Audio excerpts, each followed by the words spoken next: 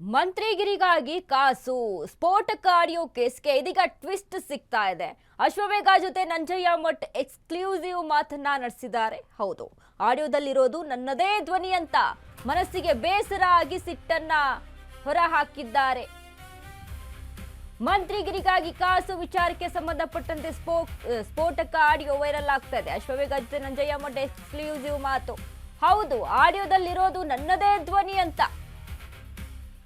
ಮನಸ್ಸಿಗೆ ಬೇಸರ ಆಗಿ ಸಿಟ್ಟನ್ನ ಹೊರಹಾಕಿದ್ದು ನಿಜ. ನಂಜಯ್ಯ ಮಠ್ ಮಾತನಾಡಿರುವಂತ ರೀತಿ, ಬಾಗಲಕೋಟೆ ಕಾಂಗ್ರೆಸ್ ಅಧ್ಯಕ್ಷ ನಂಜಯ್ಯ ಮಠ್ ಬಾಂಬ್ ಅನ್ನು ಸಿಡಿಸಿದ್ದಾರೆ. ಎಸ್ಸಿ ಸಮಾಜದ ತಿಮ್ಮಾಪುರ ಮಂತ್ರಿ ಆಗದಿದ್ದಕ್ಕೆ ಬೇಸರವನ್ನ ವ್ಯಕ್ತಪಡಿಸಿದ್ದಾರೆ. ನಾನು ಎಂದು ಸ್ಥಾನಮಾನಕ್ಕೆ ಜೋತು ಬಿದ್ದವನಲ್ಲ, ಆದರೆ ಯಾವುದೇ ಸ್ಥಾನ ಕೊಟ್ಟರೂ ನಾನು ನಿಭಾಯಿಸಿದ್ದೇನೆ. ಆಡಿಯೋ ನಂದೇ ಎಂದು ಒಪ್ಪಿಕೊಂಡ ನಂಜಯ್ಯನ ಮಠ.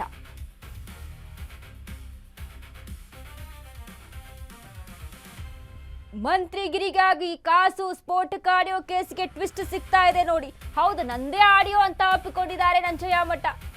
ಅಶ್ವವೇಗ ಜೊತೆ ಮಾತನಾಡಿದಂತ ನಂಜಯ್ಯ ಮಠ್, ಆಡಿಯೋ ನಂದೇರಿ, ಅದರಲ್ಲಿ ಏನ್ ತಪ್ಪಿದೆ, ಮನಸ್ಸಿಗೆ ಬೇಸರ ಆಗಿದೆ, ಆ ಬೇಸರವನ್ನ ವ್ಯಕ್ತಪಡಿಸಿದೀವಿ ಅಂತ ಹೇಳಿದ್ದಾರೆ. ಬಟ್ ಅದರಲ್ಲಿ ಮಾಡಿದಂತ ಆರೋಪ ಕೂಡ ನಿಜಾನ? ಹಾಗಾದ್ರೆ 70%, 85%, 80% ಇವೆಲ್ಲವೂ ಕೂಡ ನಿಜಾನಾ? ಬೇಸರ ವ್ಯಕ್ತಪಡಿಸಿದಿರಿ ನಿಜ, ಬಟ್ ಅದರಲ್ಲಿ ಮಾತನಾಡಿದ್ದು ಎಲ್ಲವೂ ಕೂಡ ನಿಜಾನ ಅನ್ನುವಂತ ಪ್ರಶ್ನೆ ಈಗ ನಮಗೆ ಮೂಡ್ತಾ ಇದೆ. ನಂಜಯ್ಯ ಮಠ್ ಹೇಳಿದ್ದಾರೆ, ಎಸ್ ಹೌದು, ಬೇಸರ ಆಗಿ, ಮನಸ್ಸಿಗೆ ಅಸಮಾಧಾನ ಆಗಿ, ಬೇಸರ ಆಗಿ ಅದನ್ನ ಮಾತನಾಡಿದ್ದೇನೆ, ಅದನ್ನ ಆ ಒಂದು ಬೇಸರವನ್ನ ಹೊರ ಹಾಕಿದ್ದೇನೆ, ಅದರಲ್ಲಿ ಏನ್ ತಪ್ಪಿದೆ, ನಾನು ಮಾತನಾಡಿದ್ದೀನಿ ಅಂತ ಹೇಳಿದ್ದಾರೆ. ಹಾಗಾದ್ರೆ ಹೈಕಮಾಂಡ್ ಮೇಲೆ ಮಾಡಿರುವಂತ ಆರೋಪ ಎಲ್ಲವೂ ಕೂಡ ನಿಜಾನ? ಆಡಿಯೋ ಇವ್ರದೇ ಅನ್ನೋದಾದ್ರೆ ಸಾಕ್ಷಿಗಳನ್ನ ಇಟ್ಕೊಂಡೇ ಮಾತನಾಡಿದಾರ ಅಥವಾ ಏನು ಅಂತ ಬಾಗಲಕೋಟೆ ಕಾಂಗ್ರೆಸ್ ಅಧ್ಯಕ್ಷ ನಂಜಯ್ಯ ಮಠರನ್ನ ನಮ್ಮ ಪ್ರತಿನಿಧಿ ದೀಪಾ ಕುಕ್ಕುವಾಡ್ ಮಾತನಾಡಿಸಿದ್ದಾರೆ. ನೋಡೋಣ ಬನ್ನಿ. ವಿಸ್ತರಣೆ ಆದ ಬೆನ್ನಲ್ಲೇ ಇದೀಗ ಆಡಿಯೋ ಒಂದು ವೈರಲ್ ಆಗಿದೆ. ನಂಜಯ್ಯ ಮಠ್ ಮತ್ತೆ ಆರ್.ಬಿ. ತಿಮ್ಮಾಪುರ್ ಅವರದ್ದು ಎನ್ನಲಾದಂತಹ ಆಡಿಯೋ ಇದಾಗಿರುವಂಥದ್ದು. ನಮ್ಮ ಈ ಬಗ್ಗೆ ಮಾತನಾಡೋದಕ್ಕೆ ಖುದ್ದು ನಂಜಯ್ಯ ಮಠ್ ಅವರು ನನ್ನ ಜೊತೆಗಿದ್ದಾರೆ, ಮಾತನಾಡಿಸ್ತೇನೆ. ಸರ್, ನಿಮ್ಮದು ಎನ್ನಲಾದಂತಹ ಆಡಿಯೋ ಅದು ಹೌದಾ ಸರ್? ಅದು ಮಾತಾಡಿದ ನಿಜನ? ಆಡಿಯೋ ಮಾತ್ರ, ಅದರಲ್ಲಿ ಕೆಲವು ವಿಷಯ ನನ್ನವೇ. ಕಾರಣ ಏನು ಬಂತಂದರೆ, ಆರ್.ಬಿ. ತಿಮ್ಮಾಪುರ್ ಅವರು ನನ್ನ ಆತ್ಮೀಯ ಸ್ನೇಹಿತರು, ಬದ್ಧತೆಯಿಂದ ಕಷ್ಟಪಟ್ಟು ಮೇಲೆ ಬಂದಂಥ ಒಬ್ಬ ಎಸ್ ಸಿ ಸಮಾಜದ, ಮಾದರ ಸಮಾಜದ ಮುಖಂಡ, ಸಂಘಟನೆ ಮಾಡಿದ್ದ, ಬಿದ್ದಾಗನೂ ಪಕ್ಷದ ಬೆನ್ನೆಲುಬಾಗಿ ನಿಂತಹ ಒಂದು ಹಿನ್ನೆಲೆ. ಅವರಿಗೆ ಮಂತ್ರಿಕೆ ಆಗಲಿಲ್ಲಲ್ಲ, ನಾನು ಸ್ನೇಹಿತನಾಗಿ ಮತ್ತು ನನ್ನ ಜಿಲ್ಲಾ ಕಾಂಗ್ರೆಸ್ ಕಚೇರಿ ಕಟ್ಟುವಾಗ ಭಾಳಷ್ಟು ಸಹಾಯ ಮಾಡಿದ್ದರು. ಒಂದು 1400-1500 ಚೀಲ ಸಿಮೆಂಟ್ ಕೊಟ್ಟಿದ್ದರು. ಎಲ್ಲ ಕಾರಣಗಳಿಂದ ಮನುಷ್ಯ ಸುಖವಾಗಿ ಸಂತೋಷದಿಂದ ಇದ್ದಾಗ ದೂರ ಇರಬೇಕು, ಕಷ್ಟದಿದ್ದಾಗ ಸಮೀಪ ಇರಬೇಕು. ಆ ಒಂದು ಹಿನ್ನೆಲೆಯಲ್ಲಿ ಅವರ ಹತ್ರ ನಾನು ಮನೆಗೆ ಹೋಗ್ಬೇಕಂತ ಹೋದೆ. ಅರ್ಧ ದಾರಿಗೆ ಹೋದೆ, ಅವರಾಗಲೇ ಇಲ್ಲ, ಬಾಗಲಕೋಟೆಗೆ ಹೊರಟಿದ್ದಾರೆ ಅಂದರು. ಬಾಗಲಕೋಟೆಗೆ ಹೊರಟಿದ್ದಾರೆ ಅಂದರೆ ಮತ್ತೆ ಇನ್ನೇನು ಮಾಡೋಕ್ಕಲ್ಲ, ಫೋನ್ ಮಾಡಿದೆ. ಇಲ್ಲ, ನನಗೆ ಭಾಳ ವಿಷಾದ ಆಯಿತು, ನಿಂದೊಂದು ನಾನು ಭಾಳ ಆಸೆ ಹಿಡ್ದಿದ್ದೆ, ಎಚ್ ಕೆ ಪಾಲ್ರದ್ದು ಗಟ್ಟಿ ಆಗುತ್ತೆ ಅಂತ ತಿಳ್ಕೊಂಡಿದ್ದೆ, ನಿಮ್ಮದು ತಿಳ್ಕೊಂಡಿದ್ದೆ. ಆಯಿತು, ಮತ್ತೀಗ ಉತ್ತರ ಕರ್ನಾಟಕದಲ್ಲಿ ನಿಮ್ಮ ಸಮಾಜದಿಂದ ಶಾಸಕರು ಇರಲಿಲ್ಲ, ಕೊಡ್ತಾರೆ ಅನ್ನೋ ವಿಶ್ವಾಸ ಇತ್ತು. ಇರಲಿ, ಕಾದು ನೋಡೋಣ, ಇರೋ ಕೆಲಸ ಮಾಡ್ಕೊಂಡು ಹೋಗೋಣ. ನಾನು ನಿನ್ನೆನೂ ನಂದೊಂದು ಪ್ರಕಟಣೆ ಕೊಟ್ಟಿದ್ದೆ, ಶಾಸಕತ್ವಕ್ಕೆ ಮಂತ್ರಿ ಆಗಲಿಲ್ಲ ಎಂದು ಶಾಸಕರು ಯಾರೂ ರಾಜೀನಾಮೆ ಕೊಡಬೇಡಿ, ಹೋಗ್ರಿ ಜನರ ಹತ್ರ, ಓಟ್ ಹಾಕಿದವರ ಸೇವೆ ಮಾಡೋಣ, ಪಕ್ಷ ಬೆಳೀತದೆ, ನಮ್ಮ ನಾಯಕತ್ವ ಬೆಳೀತದೆ. ಆ ಸೇವೆ ಮಾಡಿ ಬಂದಾಗ ಮತ್ತು ನಮ್ಮ ಸೇವೆಗೆ ಪುರಸ್ಕಾರ ಇದ್ದೇ ಇರ್ತದೆ ಅಂತ ನಾನು ನಿನ್ನೆ ಕೊಟ್ಟಿದ್ದೆ, ನಿಮ್ಗೆ ಕಳಿಸ್ತೇನೆ, ನೋಡಿರ್ಬೇಕು ನೀವು, ನನ್ನ ಕಡೆ ಇದೆ ಅಂಥ ಈ ವಿಚಾರದ ಹಿನ್ನೆಲೆ ನಮ್ಮದು. ಆ ಮಾತಾಡುವಾಗನ ಅವರು ಮಾಡಿಲ್ಲ, ಇವ್ರು ಮಾಡಿಲ್ಲ ಅನ್ನೋಂಥ ಎರಡು ಮಾತು ಮಾತಾಡಬೇಕು. ಆದರೆ ಯಾರ ಮ್ಯಾಗೂ ಆರೋಪ ಮಾಡುವಂಥ ಮಾತುಗಳು ನನ್ನಿಂದ ಬಂದಿಲ್ಲ.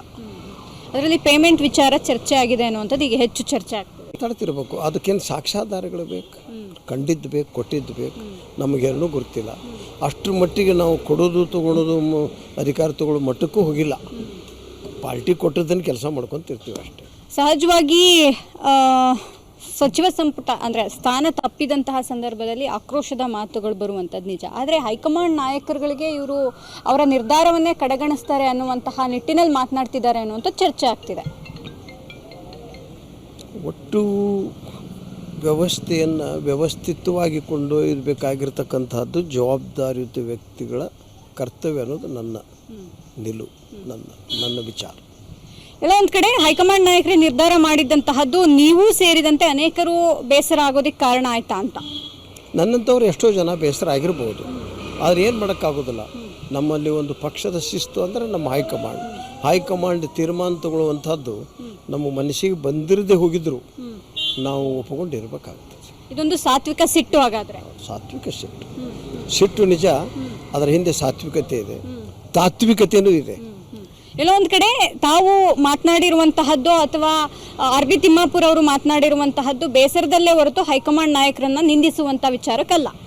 ನಾವು ಕಾಂಗ್ರೆಸ್ ಪಕ್ಷದ ತತ್ವ ಸಿದ್ಧಾಂತವನ್ನು ನಂಬಿಕೊಂಡು ಒಮ್ಮೊಮ್ಮೆ ನಮಗೆ ಟಿಕೆಟ್ ತಪ್ಪಿದಾಗ, ಅನ್ಯಾಯ ಆದಾಗ, ಮಂತ್ರಿಕೆ ಕೊಡಲಾರ್ದಾಗ ನಾವು ಪಕ್ಷ ಬಿಟ್ಟವರಲ್ಲ.